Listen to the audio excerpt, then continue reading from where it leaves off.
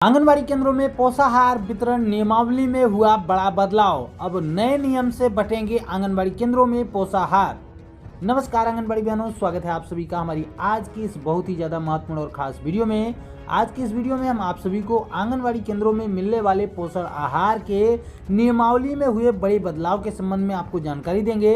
इसके साथ साथ आंगनबाड़ी बहनों के मानदेय को लेकर अच्छी खबर आ रही है, उसके विषय में भी आपको जानकारी देंगे। इसके अलावा कुछ और भी महत्वपूर्ण खबरें ट्रेनिंग वगैरह को लेकर आ रही हैं, उसके बारे में भी आपको बताएंगे। तो वीडियो आपके लिए बहुत ही ज़्यादा महत्वपूर्ण है, तो प्लीज़ वीडियो को पूरा लास्ट तक जरूर देखिएगा।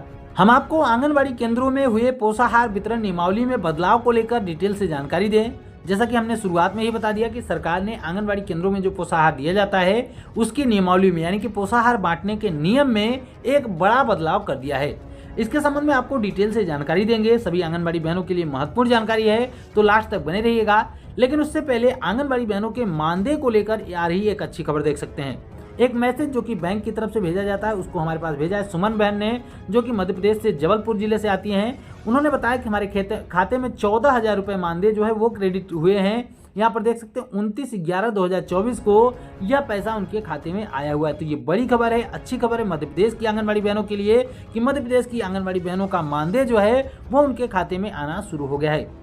मध्य प्रदेश सरकार की ये बात हमें काफ़ी अच्छी लगती है कि मध्य प्रदेश सरकार एक तो आंगनबाड़ी बहनों को एक ठीक ठाक मानदेय दे रही है। अगर उत्तर प्रदेश, बिहार जैसे तमाम और राज्यों से तुलना की जाए जहाँ पर मात्र 7,000 6,000 का मानदेय मिलता है, उसकी तुलना में लगभग यहाँ पर डबल मानदेय भी है और हर महीने उनको मानदेय समय पर भी मिल जाता है। जबकि उत्तर प्रदेश, बिहार जैसे राज्यों में न तो आंगनबाड़ी बहनों को हर महीने समय पर मानदेय मिल पाता है और न ही एक ठीक ठाक मानदेय मिल पाता है। तो मध्य प्रदेश सरकार का ये जो कार्य है वो काफ़ी काबिले तारीफ है। हम चाहेंगे कि जो अन्य राज्यों की आंगनबाड़ी बहनें हैं मध्य प्रदेश सरकार के इस कार्य के लिए वीडियो को लाइक जरूर करें और मध्य प्रदेश की जो बहनें इस वीडियो को देख रही हैं वो कमेंट में जरूर बताएं कि आपका मानदेय आया या फिर नहीं आया। अगर नहीं आया है तो 1-2 दिन इंतजार करिए, निश्चित रूप से आपका मानदेय भी आपके खाते में आ जाएगा।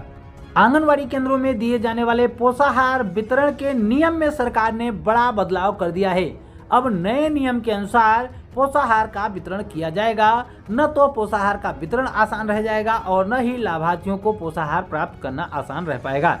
एक खबर की हेडलाइन आप देख सकते हैं, चेहरा पहचान की पुष्टि के बाद ही मिलेगा पोषाहार। यानी कि आंगनबाड़ी केंद्रों पर जो पोषाहार दिया जाता है उसमें लाभार्थियों के चेहरे की पहचान के बिना अब उनको पोषाहार नहीं दिया जाएगा और ये चेहरे की पहचान आंखों से नहीं होगी, मशीन के माध्यम से होगी। नीचे देख सकते हैं, समेकित बाल विकास विभाग के आंगनबाड़ी केंद्रों पर लगेगा फेस रिकॉग्निशन सिस्टम, यानी कि चेहरे के पहचान के लिए एक मशीन लगाई जाएगी। इस मशीन के माध्यम से आंगनबाड़ी कार्यकर्ताओं के द्वारा लाभार्थियों की पहचान की जाएगी। तो आइए देखते हैं इसमें और कौन कौन सा कार्य जो है आंगनबाड़ी कार्यकर्ताओं को करना पड़ सकता है और किस तरीके से ये पोषाहार का वितरण किया जाएगा। तो ध्यान से पूरी वीडियो को लास्ट तक जरूर देखिएगा ताकि आपको पूरी खबर के बारे में सही जानकारी मिल सके। और आपको बता दें कि अभी हाल फिलहाल में ये चीज़ें संभव नहीं है, इसके लिए थोड़ा सा समय लगेगा। ये खबर आ रही है उत्तर प्रदेश के महाराजगंज जिले से, जहां पर बताया गया है कि सरकारी योजनाओं में भ्रष्टाचार की संभावनाओं को कम करने के लिए आधुनिक तकनीकों का सहारा लिया जा रहा है। यानी कि नई जो टेक्नोलॉजी होती है उसके माध्यम से अब पोषाहार वितरण में जो घोटाले हो रहे थे उनको रोकने का प्रयास सरकार कर रही है। आगे बताया गया है कि खाद्य आपूर्ति, मनरेगा, उर्वरक वितरण आदि योजनाओं में तकनीकी के सफल प्रयोग के बाद अब समेकित बाल विकास विभाग के आंगनबाड़ी केंद्रों पर फेस रिकॉग्निशन सिस्टम यानी कि FRS से ही पोषाहार वितरण करने का निर्णय लिया गया है। यानी कि अब आंगनबाड़ी केंद्रों में चेहरे के पहचान के बिना पोषाहार का वितरण संभव नहीं है। आगे बताया गया है कि जिला कार्यक्रम अधिकारी दुर्गेश कुमार ने बताया है कि फेस रिकॉग्निशन सिस्टम यानी कि चेहरा पहचान प्रणाली उन्नत तकनीकी है, यानी कि अच्छी किस्म की टेक्नोलॉजी है। आगे बताया गया है कि आर्टिफिशियल इंटेलिजेंस यानी कि जो स्वतः ही चीज़ें हो जाती हैं, आप कोई भी चीज़ बोल दीजिए वो हो जाए, उसके माध्यम से ये मशीन बनाई जाएगी। वेब एप्लीकेशन के माध्यम से व्यक्ति की जो आंखें होती हैं, यानी कि जो चेहरे में सबसे मेन रोल निभाता है आंखें, तो आंखों का पहचान होगा, नाक की पहचान होगी, चेहरे के आकार की पहचान होगी। ये पहचान सुनिश्चित होने के बाद ही आंगनबाड़ी जो कार्यकर्ता होगी वो पोषाहार दे सकेगी पात्र लाभार्थियों को। आगे बताया गया है कि उन्होंने बताया कि कार्यकर्ता पोषण ट्रैकर ऐप पर फेस रिकॉग्निशन सिस्टम से ली गई फोटो अपलोड करेंगी। यानी कि आंगनबाड़ी कार्यकर्ताओं के ऊपर एक कार्य का बोझ और बढ़ने वाला है कि आंगनबाड़ी कार्यकर्ताएं जो फेस रिकॉग्निशन सिस्टम होगा, मशीन होगा जिसके माध्यम से लाभार्थियों के चेहरे की पहचान की जाएगी, तो वो मशीन एक फोटो भी लेगी, उस फोटो को पोषण ट्रैकर एप्लीकेशन पर अपलोड भी करना अनिवार्य होगा। ये आंगनबाड़ी कार्यकर्ताओं के लिए एक अलग से कार्य समझ लीजिए कि इसमें कार्य बढ़ जाएगा। उसके बाद लिखा गया है पहचान सुनिश्चित होने के बाद ही लाभार्थी को पोषाहार दिया जाएगा। यानी कि सही तरीके से अगर पहचान मिलान हो जाएगी, क्योंकि पोषण ट्रैकर एप्लीकेशन में भी चीज़ें हैं, और जब दोनों में मिलान हो जाएगी तभी लाभार्थियों को पोषाहार दिया जाएगा। आगे बताया गया है कि FRS यानी कि जो फेस रिकॉग्निशन सिस्टम है उसके माध्यम से 100% पोषाहार वितरण हो सके, इसके लिए तैयारियां शुरू की जा चुकी हैं। जल्द से जल्द फेस रिकॉग्निशन सिस्टम यानी कि FRS के राशन एवं पोषाहार वितरण प्रारंभ कर दिया जाएगा। यानी कि अभी इसकी शुरुआत नहीं हो पाएगी, इसकी शुरुआत होने में देरी इसलिए लगेगी क्योंकि अभी आंगनबाड़ी केंद्रों में ये पहले सिस्टम लगाया जाएगा, मशीनें लगाई जाएंगी, उसके बाद ही इस चीज़ को अप्लाई किया जाएगा। लेकिन आने वाले समय में ये बड़ा बदलाव देखने को मिलेगा। अब आंगनबाड़ी केंद्रों में पोषाहार का वितरण इस नए नियम से किया जाएगा।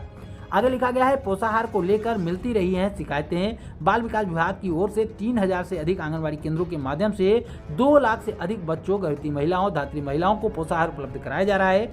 आगे लिखा गया है कि बच्चों एवं महिलाओं को दाल, रिफाइन ऑयल, इसके अलावा मिल्क पाउडर, इसके साथ रेडी टू ईट पोषाहार दिया जाता है। हालांकि कई बार शिकायतें मिलती रही है पोषाहार वितरण न करने, उसका वारा न्यारा कर देना, यानी कि उसको मार्केट में 2 नंबर में बेच देना, यानी कि उसका वितरण न करके उसको मार्केट में बेच देना, इस तरीके की शिकायतें मिलती रही है। ऐसे शिकायतों के बाद यहाँ पर सरकार ने, प्रशासन ने सख्ती बरती है और पोषाहार वितरण करने को लेकर ये नया सिस्टम लागू करने का ऐलान कर दिया है। अभी फिलहाल पूरे राज्य के लिए ये बातें नहीं की गई हैं, यहाँ पर केवल एक जिले की बात हो रही है, महाराजगंज जिले की। अगर ये चीज़ें सही तरीके से इम्प्लीमेंट हो जाएगी तो आने वाले समय में पूरे प्रदेश में ये चीज़ें देखने को मिल सकती है। अभी फिलहाल के लिए केवल महाराजगंज में ये खबर प्रकाशित की गई है। यहाँ पर जो अधिकारी हैं, जिला कार्यक्रम अधिकारी दुर्गेश कुमार जी ने, उन्होंने फेस रिकॉग्निशन सिस्टम लगाने की बात की है। तो ये बड़ी खबर निकल के आ रही है कि अब आंगनबाड़ी केंद्रों में पोषाहार वितरण करने के लिए एक नई मशीन लगाई जाएगी, जिसमें आंगनबाड़ी केंद्रों के जो लाभार्थी होंगे, बच्चे होंगे, गर्भवती महिलाएं होंगी, धात्री महिलाएं होंगी, उन सभी के चेहरे की पहचान की जाएगी। उसके बाद उसकी जो फोटो होगी उसको पोषण ट्रैकर एप्लीकेशन पर अपलोड किया जाएगा, मिलान किया जाएगा, उसके बाद ही लाभार्थियों को पोषाहार का वितरण किया जाएगा। तो ये आंगनबाड़ी कार्यकर्ताओं के लिए कहीं ना कहीं थोड़ी सी राहत जरूर मिल जाएगी। जो कि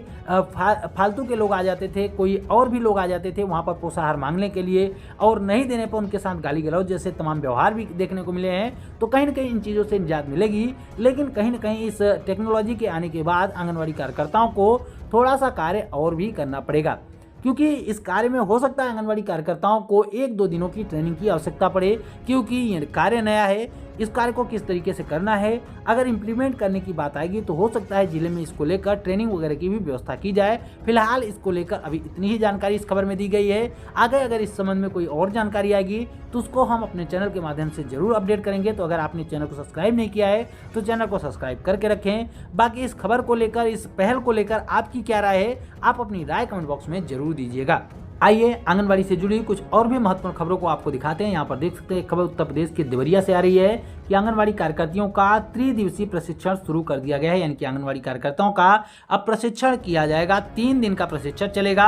यहाँ पर बताया गया, यहाँ पर देख सकते हैं हिंदुस्तान के दैनिक न्यूज़पेपर में यह खबर प्रकाशित की गई है कि बाल विकास सेवा एवं पुष्टाहार विभाग के द्वारा पोषण भी पढ़ाई भी योजना के अंतर्गत समस्त आंगनबाड़ी कार्यकर्तियों के प्रशिक्षण का निर्देश है। इसी क्रम में सदर BRC भवन में बाल विकास परियोजना सदर विकास खंड की 100 आंगनबाड़ी कार्यकर्ताओं को 3 दिवसीय प्रशिक्षण दिया जाएगा। प्रशिक्षण के दौरान 10 हस्तक्षेप, इसके अलावा सामुदायिक आधारित कार्यक्रम, गतिविधियां, पोषण अभियान और पोषण संबंधित सेवाओं पर विस्तार से चर्चा की गई। इन सत्रों पर मुख्य उद्देश्य आंगनबाड़ी कार्यकर्ताओं को पोषण और शिक्षा के संबंध में नवीनतम जानकारी प्रदान करना और उन्हें सामुदायिक जागरूक करना और सशक्त बनाना है। प्रशिक्षण का शुभारंभ जिला कार्यक्रम अधिकारी देवेंद्र कुमार ने अपने संबोधन से किया। तो यहाँ पर आंगनबाड़ी कार्यकर्ताओं को पोषण भी पढ़ाई भी कार्यक्रम के तहत प्रशिक्षण देने की शुरुआत की गई है। लेकिन एक सवाल सरकार से है हमारा इस वीडियो के माध्यम से, जब उत्तर प्रदेश में ECC एजुकेटर की भर्ती कराई जा रही है तो आखिर आंगनबाड़ी कार्यकर्ताओं को पढ़ाई के लिए प्रशिक्षण क्यों दिया जा रहा है? जब पढ़ाई कराने के लिए अलग से शिक्षकों की नियुक्ति हो रही है, ईसीसी एजुकेटर की नियुक्ति हो रही है। आंगनबाड़ी कार्यकर्ताएं लगातार इसका विरोध कर रही हैं, लेकिन फिर भी उनकी सुनवाई नहीं हो रही है। सरकार अपने मनमानी तरीके से इसको लागू करने पर लगी हुई है। तो आखिर आंगनबाड़ी कार्यकर्ताओं को भी इस पढ़ाई के लिए प्रशिक्षण क्यों दिया जा रहा है? एक छोटा सा सवाल है। अगर आप लोग भी इस सवाल से सहमत हैं तो प्लीज़ इस वीडियो को शेयर जरूर करिएगा, ताकि सरकार तक हमारी ये बात, हमारी ये सवाल पहुंच सके और सरकार इस पर कोई सख्त कदम उठाए और आंगनबाड़ी कार्यकर्ताओं को ही ईसीसी एजुकेटर के रूप में नियुक्त किया जाए। एक खबर और देख सकते हैं, उत्तर प्रदेश के रामपुर से आ रही कि आंगनबाड़ी कार्यकर्तियों की बैठक में गूंजी समस्याएं, यानी कि आंगनबाड़ी कार्यकर्ताओं की एक बैठक हुई थी शुक्रवार को निरीक्षण भवन में, जहां पर आंगनबाड़ी कार्यकर्ताएं, सहायिकाएं, मिनी आंगनबाड़ी कार्यकर्ताएं एकत्रित हुई थी। बैठक की अध्यक्षता कमलेश गंगवार ने की थी। सभी कार्यकर्ताओं ने अपनी समस्याएं रखी थी वहां पर। तमाम जो आंगनबाड़ी कार्यकर्ताओं की समस्याएं हैं, इन समस्याओं से पूरा सदन गूंज उठा, पूरा भवन गूंज उठा और इन समस्याओं को लेकर आगे की रणनीति भी धीरे धीरे करके तैयार की जा रही है। अब देखना यह होगा कि जो संगठन है वो आंगनबाड़ी कार्यकर्ताओं की समस्याओं को लेकर आगे क्या कुछ कदम उठाता है। हम उम्मीद करते हैं कि हमारी आज की यह वीडियो आपके काम की रही होगी। वीडियो अगर पसंद आई हो तो वीडियो को प्लीज़ लाइक जरूर करिएगा, शेयर जरूर करिएगा अपनी जैसी आंगनबाड़ी बहनों के साथ व्हाट्सएप ग्रुपों में। और आगे भी आंगनबाड़ी से जुड़ी महत्वपूर्ण खबरों को पाना चाहते हैं, अभी तक अगर आपने चैनल को सब्सक्राइब नहीं किया है तो प्लीज़ चैनल को भी जरूर सब्सक्राइब कर लें। फिर मिलेंगे अपनी नई वीडियो में कुछ और भी महत्वपूर्ण खबरों के साथ। तब तक के लिए नमस्कार, जय हिंद।